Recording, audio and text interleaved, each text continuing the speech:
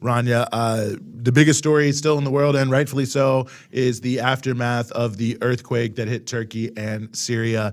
It's only getting worse. We've surpassed 20,000 dead, about 17,000, just over that in Turkey, and just over 3,000 in Syria.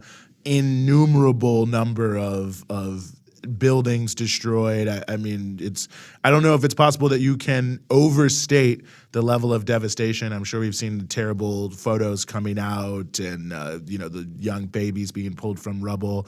I saw a place in I think outside of Aleppo where like 100 people were buried alive. I mean, it's like every time you turn around, there's some just very tragic story. And there's so many levels to it, Rania, of course. But I think maybe for viewers of this show, one that a lot of people are thinking about is the impact of sanctions, which is, of course, on Syria, not on Turkey. But, obviously that, in addition to the cold weather and other things, is putting a huge crimp on the ability to get aid to Syria.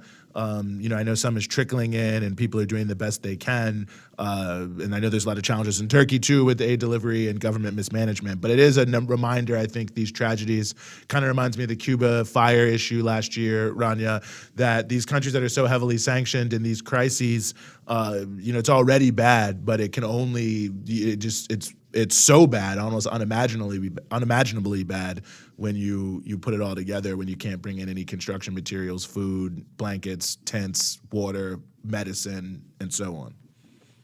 Yeah, it's really horrible. I mean, I'm in Beirut, Lebanon, which is much further south to where the earthquake, like the epicenter of the earthquake was in Turkey. And so it wasn't so affected. I mean, did wake me up. It was scary. I felt it, but it was like a 4.5 or something in Beirut, which just made buildings shake.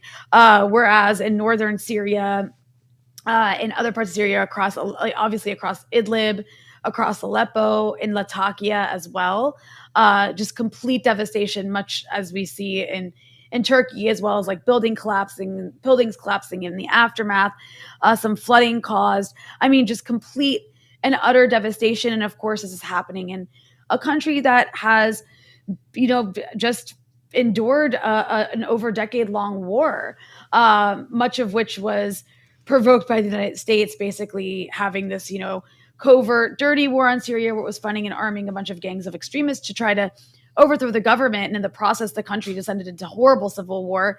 And you mentioned sanctions. I mean, obviously what's happened in Turkey is terrible, but countries around the world are donating. NGOs, organizations around the world are donating. Organizations in the US and Canada and across Europe are able to send aid, to send donations in large quantities if they want to.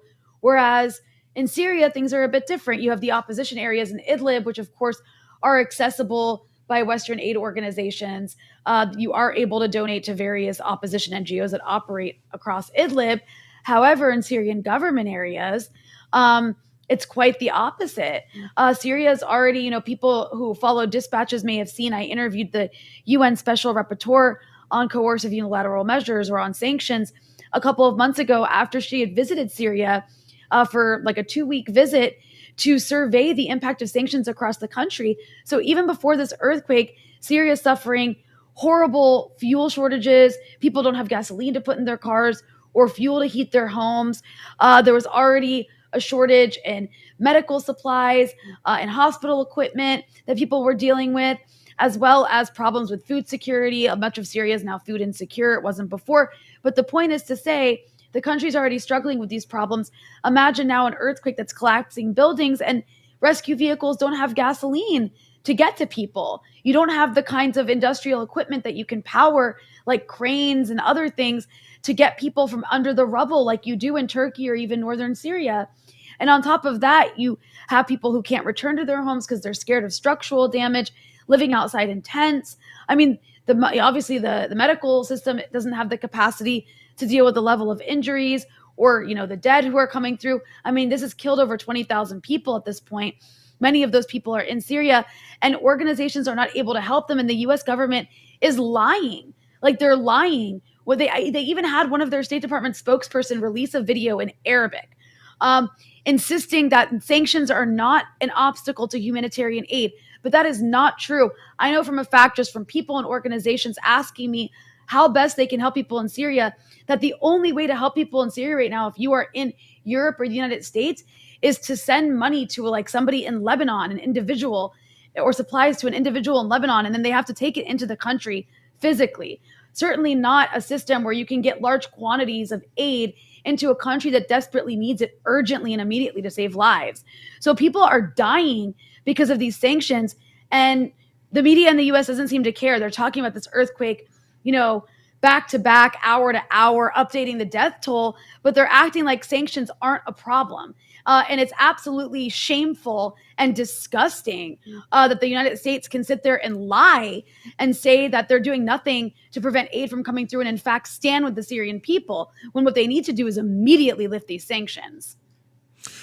No, I agree. I couldn't say it better than that. I think that it's obviously a glaring, I don't know what to call it, a glaring error in the, world order that you can do this kind of thing and strangle people in this way. And this is always par for the course. They say, oh, well, it has nothing about humanitarian aid, but that's not how sanctions work. But I would definitely encourage people to check out your interview on Dispatches, which I think, breaks it all down. I wish I would have told someone to drop it in the chat, but maybe one of our intrepid viewers can find that and drop it in the chat for people who haven't seen it, because I think that it really lays out not only the context of Syria, but I think shows how natural disaster in any of these countries that are sanctioned can be so devastating. So we'll continue to follow and cover it as best we can, and things that are happening there and as weeks go by, but terrible situation.